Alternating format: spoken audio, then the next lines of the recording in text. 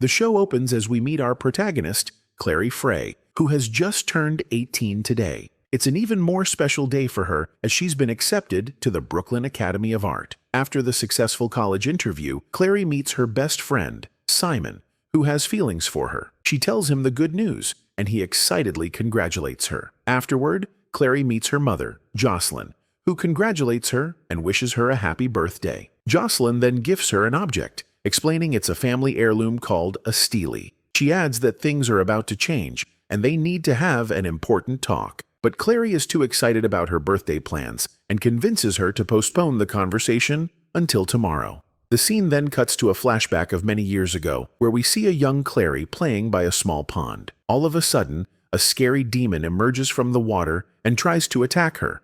Fortunately, Jocelyn draws a glowing seraph blade and kills the demon with a single strike. She then takes Clary to a warlock named Magnus Bane and pays him a handsome amount to erase the child's memories of the incident. In the present, Clary is hanging out with her friends outside a club when she bumps into a blonde man named Jace. She yells at him, and he's shocked to realize that she can see him. He tells her she has the sight and then enters the club without further explanation. Afterward, Clary's confused friends ask who she was talking to since they can't see Jace. Clary worries that she might be losing her mind and decides to follow the mysterious guy into the club. Clary soon enters the VIP section of the club, where she sees Jace interrogating a random woman. All of a sudden, Jace draws his seraph blade to attack her, and Clary rushes forward to protect the woman. But to her shock, a tentacle-like appendage bursts from the woman's mouth, horrifying Clary. An altercation breaks out between Jace's group and the other strange people. Amid the chaos, Clary picks up the sword Jace had dropped and accidentally stabs a man, who vaporizes. Later, a terrified Clary runs home and tells her mother what she saw and how she accidentally killed a man. Jocelyn calmly asks what the tattoos on the blonde guy looked like and reveals a similar mark on her own arm. This shocks Clary, but before Jocelyn can explain, her assistant arrives and reveals that a dangerous group called the Circle has found them.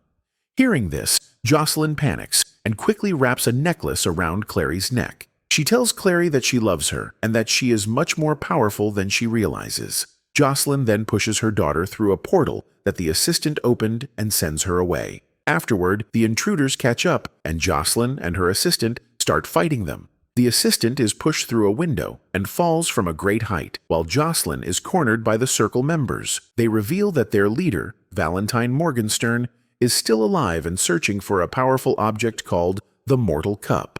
This shocks Jocelyn, and we learn she was once a member of the Circle. She then consumes a medicine and falls into a coma to prevent Valentine from torturing her for information. The Circle members take her to Chernobyl, where Valentine has established his base. Meanwhile, Clary ends up at the police station but quickly realizes they won't be much help. She tries to return to her apartment, where she's suddenly attacked by a shapeshifter being. Luckily, Jace arrives just in time to save her, but Clary is overwhelmed by the ordeal and faints, so Jace carries her away to safety. Sometime later, Clary awakens in an institute, where she is greeted by Jace and his friends, Isabel and Alec, who are siblings. They reveal that they are supernatural beings called Shadowhunters, tasked with protecting the human world from demonic forces. They tell Clary that she is also a Shadowhunter, as ordinary humans cannot see them. They urge her to join their team, but Clary declines and instead worries about finding her missing mother. At this moment, Simon arrives outside the institute, having tracked Clary's phone signal. However, due to magical effects, he sees the building as a dilapidated church. He calls Clary, and she soon comes outside to meet him. Their sweet reunion is cut short when Clary is attacked by a Circle member who had followed Simon. Jace quickly kills the attacker, but Simon, who cannot see Shadowhunters, is confused. Jace then reveals himself to Simon and describes the whole situation. A terrified Simon urges Clary to leave with him, but Jace insists she come inside so they can begin searching for Jocelyn. In the end, Clary decides to trust Jace and heads inside with Simon, who still sees the building as a rundown church. Jace thus draws a rune that grants Simon the sight, allowing him to see their world.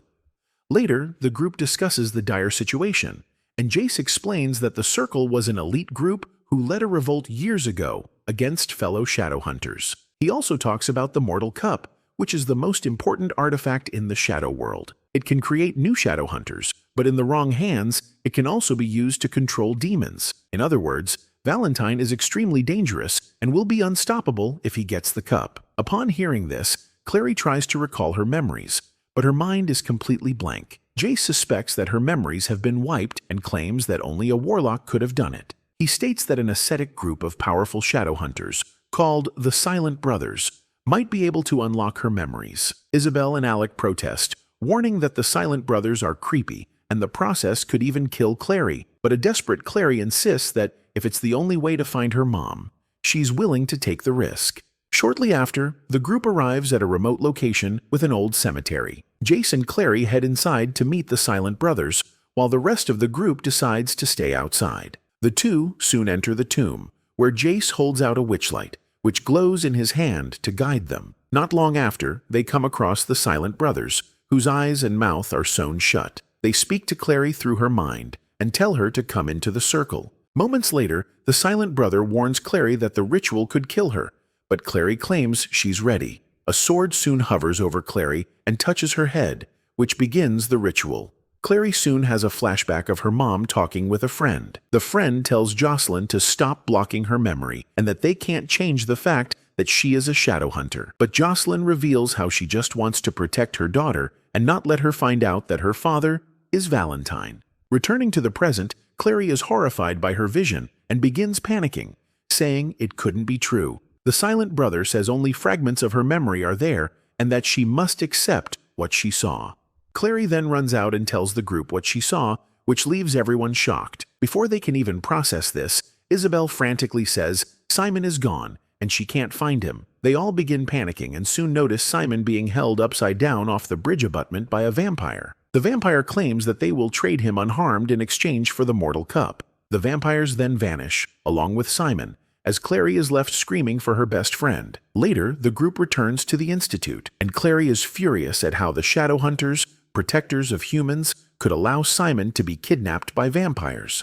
Jace reassures her that the vampires will not harm Simon, explaining that they only wanted to draw her out to get the mortal cup, which everyone believes Clary has. The group then decides to come up with a cunning plan to rescue Simon. Meanwhile, Simon is being held hostage at a place called Hotel du Mort. While exploring the place, he finds a knife and immediately strikes a vampire named Raphael right in the heart.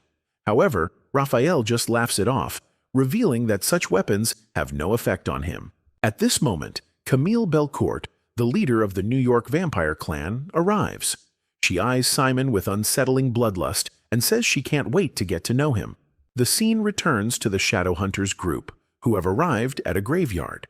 There are several Shadowhunter weapons buried in graves because ancient religions believed in arming the dead. Clary picks up a seraph blade, and Jace teaches her how to use it. This creates a romantic tension between them, and it seems like the two are starting to develop feelings for each other. Meanwhile, back at Hotel du Mort, Camille begins seducing Simon and even makes him drink her blood. She then asks him about the mortal cup, and the guy innocently reveals that Clary has no idea about it. He mentions that her memories have been erased, so Camille deduces it must be the work of Magnus Bane. Not long after, Alec meets Isabel at a secret entrance to Hotel du Mort, where they plan to distract the vampires. Meanwhile, Jace and Clary land on the roof of the hotel. Jace burns a few runes into Clary's skin so she won't be affected by the vampire's fascination. The group soon breaks in, and Isabel uses her whip as they fight off the vampires trying to stop them. Vampires appear to explode into fiery glitter when struck by the right weapon, though they are resistant to regular knives. Once all the enemies are defeated, the four of them set off together to find Simon. Moments later, Simon hears noises and screams for Clary, but Raphael quickly grabs him before he can escape. Raphael then pleads with Camille to leave for her own safety. She agrees, but tries to kill Simon first, so Raphael promises that he will do it himself. Camille seems to be satisfied by this and flees before the Shadowhunters can catch her. Moments later, the four Shadowhunters confront Raphael, who is holding Simon at knife point. They try to attack Raphael, but he threatens to kill Simon if they don't drop their weapons. The Shadowhunters reluctantly comply, and Raphael leads them toward the exit with Simon still at knife point. Once they reach the door, he urges them to leave and, surprisingly, even lets Simon go. The innocent guy thanks him, but Raphael reveals that he isn't doing it out of kindness, but rather to protect his kind from the consequences of Valentine's return. After finally reaching safety, Clary becomes emotional and tells Simon how worried she was because he means the world to her. A hopeful smile spreads across his face, right up until she refers to him as her best friend. In the next scene, Clary has a nightmare about Magnus taking her memories. When she wakes up, she sees Jace in front of her, only to realize she's hallucinating and it's actually Simon. She tells him about her dream and mentions Magnus, so Simon reveals that he heard the same name from Camille. They finally piece it together that Magnus must be the one who took her memories. Afterward, Clary approaches Jace and tells him about her dream involving Magnus Bane. Jace explains that Magnus Bane is a powerful entity and the High Warlock of Brooklyn. He could be the key to finding her memories, which should lead them to her mom, or the Mortal Cup. Meanwhile, Simon has had enough of being trapped within the place. He decides to leave and urges Clary to come with him as well. Clary begs him to stay since there's no way they can go back to their old lives. She believes these Shadowhunters are her people and that she needs them to find her mother as well. But this only makes Simon angry, and he ends up leaving the Institute alone, leaving Clary distraught. Afterward, the Shadowhunters team gathers to discuss Magnus Bane and consults with a former Circle member. The man reveals that Magnus is 300 years old and loves a good party. The man gives the Shadowhunters a ruby necklace that once belonged to Magnus. He claims there's no way Magnus can turn down this jewel that was once a gift from him to Camille. The group then decides to attend an upcoming Downworlder party, knowing it's their best chance to get back Clary's memories. The scene then cuts to the party, where Clary catches up to Magnus. She shows him the necklace and demands he return the memories he stole from her. Magnus asks for the necklace first, and when she hands it over, he confirms its authenticity by reading the engraved quote. Unfortunately, he then reveals that he doesn't have Clary's memories anymore. It turns out he gave them to a memory demon for safekeeping so Valentine couldn't torture them out of his mind. Magnus then tries to convince Clary to come with him, saying she'll be safer there than with the Shadowhunters, but she refuses. At this moment, Alec shoots someone with his arrow, and it turns out to be a member of the Circle. Magnus is impressed by Alec but realizes he must leave since the place is too dangerous. He quickly creates a portal and jumps through to the other side, but fortunately, Clary manages to grab one of his buttons before he disappears. Later, the Shadowhunters start to panic since they couldn't recover Clary's memories, and now even the ruby necklace is gone. Jace then spots Magnus's button clutched in Clary's hand and tries to track him using it, but he is not strong enough. Jace and Alec then join forces, and with their strengthened bond, they finally manage to track Magnus's location. Not long after, the group reaches Magnus's lair, only to find it already infiltrated by Circle members. The Shadowhunters defeat all of them and manage to save the day, which impresses Magnus. In the end, he finally agrees to summon the memory demon, but warns Clary that the ritual can be very dangerous and will come at a hefty price. Next, Magnus instructs Clary to draw a pentagram to summon the demon. They all take their places at each of the 5 points, joining hands to form the bond. Magnus warns them that breaking the circle at any point during the ritual will allow the demon to escape. Moments later, the ritual begins, and the demon appears. To restore Clary's memories, it demands a costly payment. Each person must give up a memory of the one they love most. The demon takes Alec's memory from Isabel, Jocelyn's memory from Clary, and finally, Jace's memory from Alec. However, this deeply upsets Alec, as he doesn't want anyone to know about his feelings for Jace. He angrily breaks the bond around the pentagram, and they all go flying around the room. Alec tries to fix his mistake, but Jace stops him by shoving him out of the way before he can get hurt.